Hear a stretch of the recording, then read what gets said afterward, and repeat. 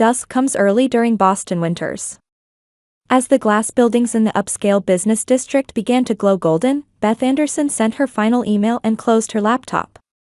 As finance director, her days were long, especially during quarterly closing periods when she often worked late into the night. "Ms. Anderson, working overtime again?" Maria, a member of the cleaning staff, peeked in. Beth stood up with a gentle smile. "No, I'm heading home early today. I need to deliver my mother's medication." As she left the office, a cold wind caressed her cheeks. For the 3 years since her father Robert's death, Beth had continued to support her family. Most of her salary as finance director at a major pharmaceutical company went toward her mother Martha's medical expenses and her sister Cassandra's graduate school tuition. While getting into her car, Beth recalled the morning's events. She had found an old safe while organizing her father's study but gave up trying to open it when she couldn't figure out the combination. While fixing her makeup in the rearview mirror to hide her tired expression, Beth let out a deep sigh. When she arrived at Martha's house, the porch light was dimly lit. Before opening the door, Beth hesitated for a moment. Recently, conversations with her mother had become increasingly formal. Deep down, she harbored a growing suspicion that she was viewed as nothing more than a financial provider. "Mom, I brought your medication." Upon entering the living room, she found Martha sitting on the sofa watching television. Even after her husband's death, Martha had maintained her elegant appearance. Her designer blouse and pearl necklace radiated the same sophistication as always. "Oh, Beth. You're late," Martha said, glancing at the clock. "Cassandra is studying at the library. Her master's thesis is highly regarded by the professors at Georgetown University." Beth silently handed her mother the medication and a glass of water. Martha's face always lit up with pride when discussing Cassandra. Cassandra had been given the best environment to study law. Beth remembered how she had given up attending Harvard Business School for her career, instead attending a local university to care for her ailing father and support the household. "Yes, that's wonderful," Beth smiled. "I've started going through Dad's things. I found an old safe in his study." Martha suddenly appeared tense. "A safe? What kind of safe?" "A small one. But I couldn't open it." "I see," Martha said, seeming relieved. "Your father was always secretive. It's probably just old bills or something."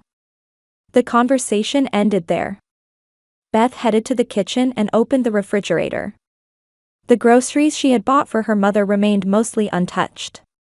Instead, takeout containers from expensive restaurants lined the shelves. "Mom, we need to be careful with money," Beth said quietly. "My salary alone has its limits." Martha frowned. "Your father promised us a comfortable life. And yet, he left us nothing." That was a lie. Robert had left insurance money, but Martha had spent it all within a few months: European travel, new furniture, a luxury car for Cassandra. Beth tried not to blame her, but anger swirled inside her. Her dreams, her life, savings for her future, everything had been sacrificed for her family. "I'll come back tomorrow," Beth said. "Let's have dinner together this weekend." Martha nodded vaguely. "If Cassandra has time." On the way home, Beth pictured her father's face. He had been a gentle, wise man who always encouraged her and believed in her talents. "You're a special child, Beth. You'll be the pillar that supports this family," she remembered him saying. When she reached her apartment, Beth's eyes fell on the cardboard boxes containing her father's belongings. The safe sat on the table.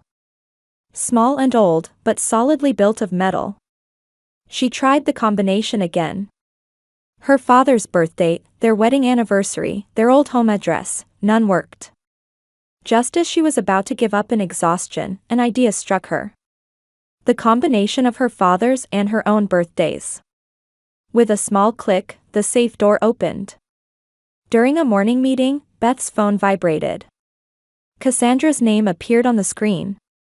Her sister rarely contacted her on weekday mornings. After a moment's hesitation, Beth excused herself and left the conference room. Cassandra? What's wrong? Beth. Mom has. Cassandra's voice trembled. She had a heart attack and was taken to the hospital. We're at Massachusetts General Hospital now. Beth felt the blood drain from her face. What? When? An hour ago. I was in class, so the hospital's call was delayed. Cassandra began crying. I'm scared, Beth. Can you come? I'll be right there. Upon returning to the conference room, Beth briefly explained the situation to CEO George Hamilton. He was understanding and said, "Family comes first. Take as much time as you need." Beth thanked him and hurriedly left the office. As she drove, Beth's mind was in turmoil. She had last seen her mother 2 days ago. She had seemed fine, but had Beth missed something? Martha was being treated for high blood pressure, but she was supposed to be following her doctor's instructions carefully. Beth stopped at a florist and selected a bouquet of pink carnations and lilies, her mother's favorites. After paying at the register, she rushed to the hospital. She parked and checked her mother's room number at the reception desk. Room 307, the receptionist said. Family members are already there. In the elevator, Beth felt a tightening anxiety in her chest. Was Martha all right? What would happen next? How much would the medical bills be? How much would insurance cover? Worries surfaced and disappeared in succession. Reaching the 3rd floor, she passed the nurse's station and turned right down the hallway. Room 307 came into view. Holding the bouquet close, she took a deep breath and reached for the door. The moment her hand touched the door, she froze at the voices coming from inside. It was Cassandra's voice. Don't give big sister anything, okay? She hasn't done anything anyway. Martha's low laughter followed. We'll let her keep functioning as our ATM, and I'll give the assets to you. Really? Cassandra's voice rose. But what will Sis say when she finds out about the money Dad left? Don't worry. Beth is a good girl. She'll do anything for family. She works so we can live in luxury. As long as we make her think we need her, everything will be fine. Beth's hand fell away from the doorknob. She stood there, clutching the bouquet. Her breathing became shallow, and her head began to ache. It took several seconds to comprehend the meaning of what she'd heard. 3 years. For 3 years since her father died, Beth had sacrificed her own life to support her family. And now, she had discovered her mother and sister's true feelings. To them, Beth was merely an ATM. Footsteps approached. A nurse was walking down the hallway. Beth quickly made a decision. She gently placed the bouquet in front of the door and turned on her heel. Nodding slightly to the nurse, she hurried toward the elevator. When she reached the parking lot, she jumped into her car and closed the door. For the first time, tears streamed down her cheeks. Waves of anger and sadness washed over her. She gripped the steering wheel tightly and rested her forehead against it. Why? She questioned silently. What have I been doing all this for? It had started raining. The raindrops trickling down the window seemed to synchronize with Beth's own tears. Her phone began ringing. It was Cassandra. Beth ignored the call. She wasn't in any condition to talk right now. On her way home, Beth's mind was in turmoil. Had there really been no inheritance after her father's death? Martha and Cassandra's conversation suggested there was property she knew nothing about. It seemed strange that her father would have passed away without telling her anything. When she returned to her apartment, her eyes fell on the safe still sitting on the table. The night before, after opening the safe, she had been too tired to check its contents before falling asleep. Now, she suddenly felt a strong desire to know what was inside. With trembling hands, she opened the safe and peered inside. On top was an envelope with Beth's name written on it. Breaking the seal, she found a letter written in her father's distinctive handwriting. Beth took a deep breath and began to read. To my beloved daughter Beth. If you're reading this letter, I am no longer in this world. And you've found my old safe and solved the combination. I believed in your intelligence. Recently, I received a severe diagnosis from my doctor. Pancreatic cancer. Terminal, with not much time left. I debated whether to tell you, your mother, and Cassandra, but I didn't want to burden my family with unnecessary worry. Especially you, who always put family first and sacrificed yourself. I didn't want to add to your burdens. Beth, you're like me. Strong sense of responsibility, caring for others, prioritizing family over yourself. I've always been proud of you for that. On the other hand, Martha and Cassandra, they think differently from us. I don't mean to blame your mother. She has her own way of loving. But I know you've always been the one making sacrifices. Actually, our family has assets that aren't widely known. Land in New Hampshire that the Anderson family has owned for generations, and a small investment trust one started when I was young. Only my old friend and lawyer, James Thompson, knows about these. His contact information is on the business card enclosed with this letter. Beth, I've created a legal will leaving these assets to you. I wanted to entrust everything to the one who continues to protect the family.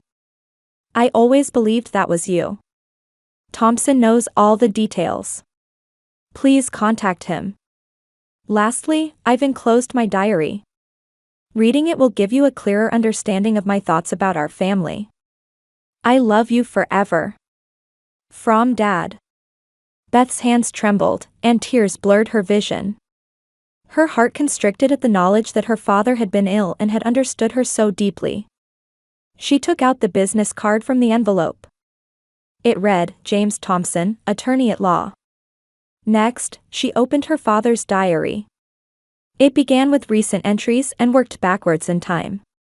The last few months' records contained words of anxiety about his illness and concerns for his family's future.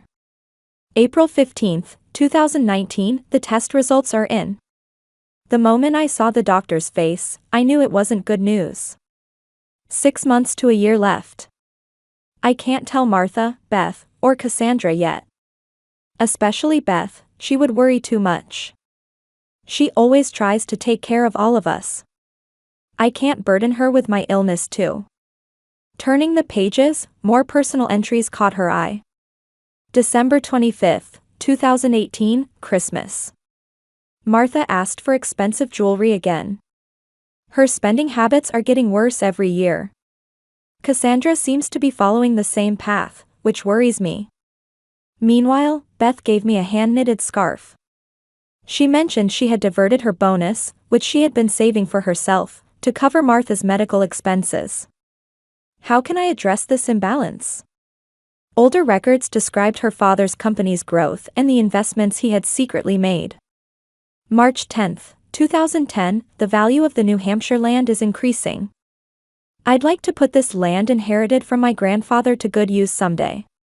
When Beth graduates from college, I might advance this plan with her. She would understand. I'll keep it secret from Martha. If she knew, she would immediately try to sell it for cash. June 18, 2005, Beth's high school graduation. Her speech was wonderful. I look forward to her future. Martha wanted to buy her an expensive car, but instead, I established an investment trust. I'll give it to her someday. She's smart and will use these funds effectively. After finishing the last page of the diary, Beth sat quietly for a while. She felt she could see her family more clearly now. Her father had been aware of her self-sacrifice. And he had worried about her mother and sister's spending habits and calculating nature. At the bottom of the safe was another envelope. Inside were detailed property inventories and a family tree. There were also deeds to the New Hampshire land and investment trust statements. Additionally, she found a draft of an informal will written by her father. It indeed contained language about leaving all property to the one who continues to protect the family. Beth took out her phone and dialed the number on the business card. After 3 rings, a calm male voice answered. Thompson Legal Office. Hello, Beth said nervously. This is Elizabeth Anderson, Robert Anderson's daughter. There was a moment of silence on the other end. Ms. Anderson, Thompson's voice became warm. Your father told me to expect your call. It's been quite some time. I recently found my father's safe. I read the letter inside. I see. Let's meet and discuss this. Could you come to my office tomorrow, perhaps? After arranging a time and ending the call, Beth looked out the window. The rain had stopped, and thin sunlight was beginning to break through. She picked up her father's photograph and smiled at it. Thank you, Dad, she whispered. You've shown me the way forward. The next day, Beth parked in front of Thompson Legal Office downtown. 14th floor of a modern office building. After giving her name at reception, she was immediately escorted to a private room. James Thompson was a gentleman in his mid-60s with a warm smile and sharp eyes. He extended his hand to Beth. Finally, we meet, Ms. Beth. I was a longtime friend of your father. Beth took out all the documents she'd found in the safe and spread them on the table. Thompson began examining them carefully. While these documents are insufficient as a legal will, he chose his words carefully. They are important evidence of your father's intentions. What do you mean? Beth leaned forward. Actually, Thompson removed his glasses and said, your father created a formal will. I was present as a notary. We need to compare its contents with the documents you've found. Thompson continued gravely, something troubles me. After your father's death, your mother proceeded with some paperwork as the executor. I sensed several inconsistencies during that process. The documents you found might confirm my suspicions. Beth's heart raced. You mean, my mother? I can't say for certain, Thompson said cautiously. But it's worth investigating. If you'd like, let's retrieve a copy of the original will that was notarized. Beth slowly nodded. Please do. And, Thompson said while holding the diary, based on this evidence, let's prepare to take action to protect your rights. Outside the window, the city's hustle and bustle continued. Beth took a deep breath. For a long time, she had sacrificed herself for her family. But she felt the time had come to stand up for herself. 3 days had passed since Beth's meeting with Attorney Thompson. During that time, she hadn't gone to the hospital. She hadn't responded to Cassandra's numerous phone calls and messages saying, Mom is worried, why aren't you coming, and, we have important things to discuss. Beth now understood very well what those words meant. At her office desk, Beth stared at her father's photograph. You knew me well, didn't you, Dad? She whispered softly. In the photo, Robert wore a gentle smile. The phone rang. It was Attorney Thompson. Ms. Anderson, we have the investigation results. His voice was serious. I've confirmed the original of your father's formal will. And there are clear discrepancies between it and the will your mother submitted. Beth's heart raced. What are the contents? In the original will, your father indeed designated you as the primary heir, as the one who protects the family bond. The New Hampshire Land, Investment Trust, and most of the company's shares were to be inherited by you. He left your mother certain living guarantees, but the main property management rights were definitely given to you. As the one who protects the family bond. But in the will my mother submitted? According to it, all property would be distributed equally, but in reality, all management rights were with your mother, and she could distribute at her discretion. Both the signature and date had been changed. Beth leaned back in her chair. Are you saying she forged it? We have evidence to assert that. The notary date records don't match the actual document date. Also, we conducted a handwriting analysis of your father's signature. Without a doubt, changes were made afterward. Beth took a deep breath. So what should we do? We've gathered all the evidence. The diary and letter you found, a notarized copy of the original will, and handwriting analysis results. If you wish, we can initiate legal proceedings. Looking out the window, Beth was silent for a few seconds. Mom is still in the hospital, right? Yes. I hear her condition is stable. I'll go to the hospital today. Beth made her decision. Would you accompany me? Of course. In the afternoon, Beth and Attorney Thompson arrived at Massachusetts General Hospital. Beth's heart was beating rapidly, but her expression remained calm. 3 years of self-sacrifice and betrayal. And now, the time had come for the truth to be revealed. Are you ready? Thompson asked as they exited the elevator. Yes, Beth answered briefly. I'll do what needs to be done. When they reached room 307, the door was half open. From inside, Cassandra's voice and her mother's gentle laughter could be heard. Beth knocked on the door. The conversation stopped, and Cassandra's face turned toward the door. Beth. You finally came, she exclaimed joyfully. But her expression quickly froze when she noticed the suited man standing behind Beth.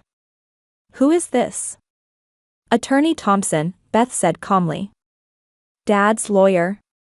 The color drained from Cassandra's face. Martha, lying in bed, suddenly turned pale as well. What does this mean? Martha asked in a weak voice. Why do you need a lawyer?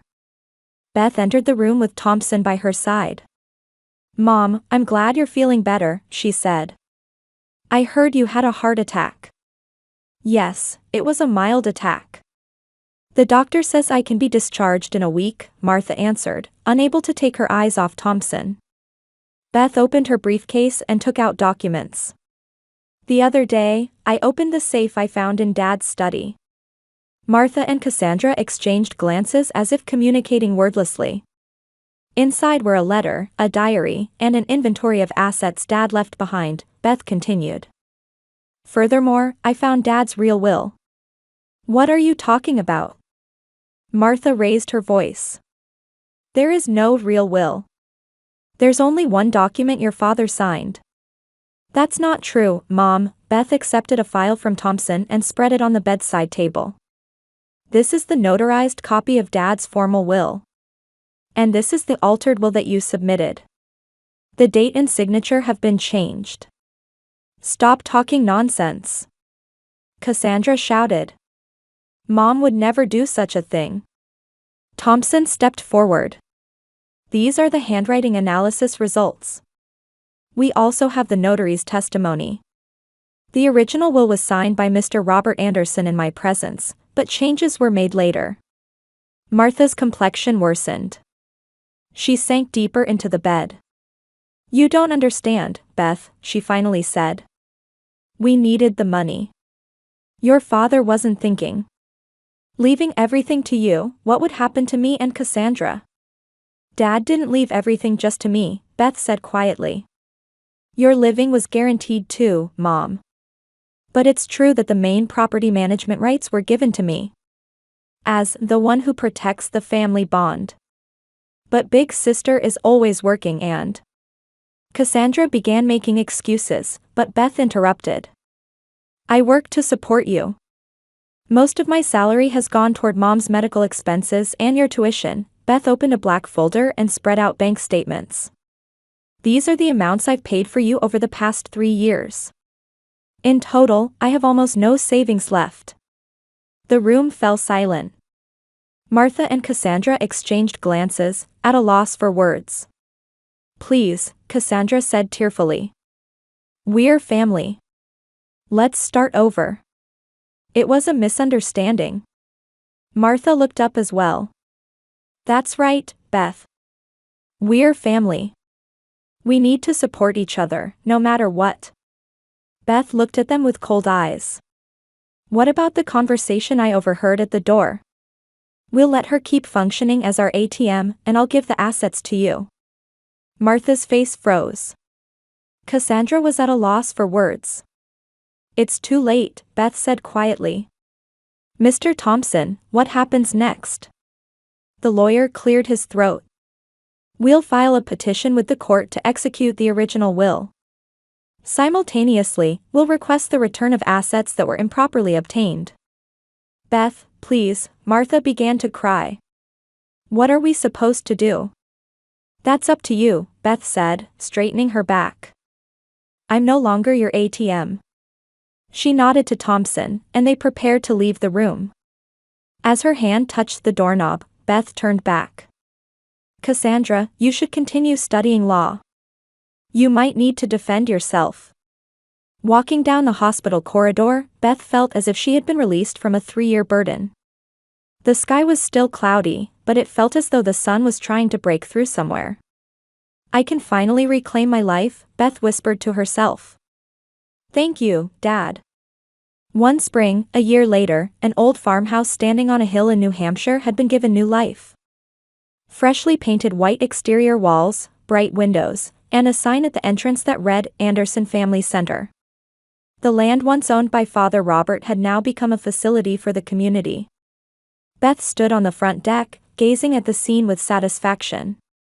Inside the center, educational programs were being conducted for children from low-income families. Using her father's inheritance this way was Beth's interpretation of his words, the one who protects the family bond, extending it to the broader community. Beth. A young woman rushed over with documents in hand.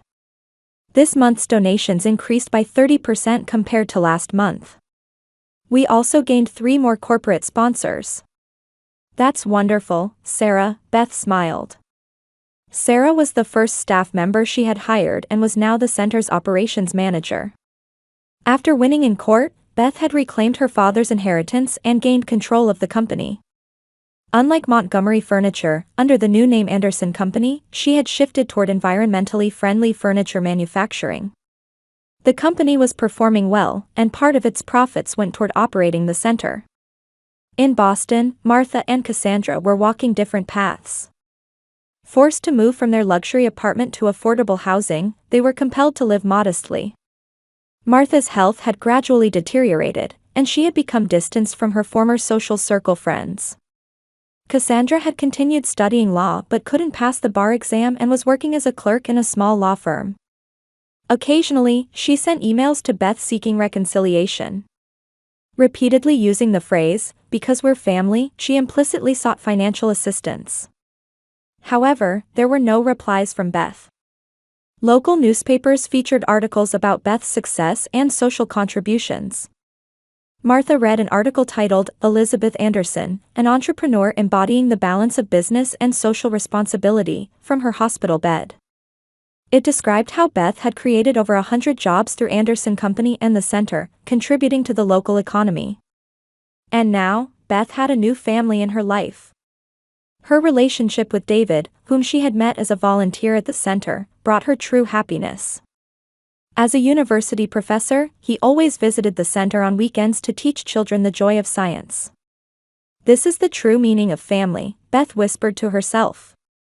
In the center's living room, children were working on crafts, laughing. David was surrounded by them, explaining something enthusiastically. Her father's old watch was a comforting weight in her pocket. Found in the safe, it was now Beth's precious charm. She occasionally took it out and remembered her father's words, "the one who protects the family bond." Blood alone does not define family. Love, honesty, and mutual respect are the foundations of a true family. Beth now walks with this lesson in her heart, alongside her new family. The center's bell rang, announcing the end of the afternoon program. Beth rose from the deck and headed inside with a smile. Her life was more fulfilling than ever before.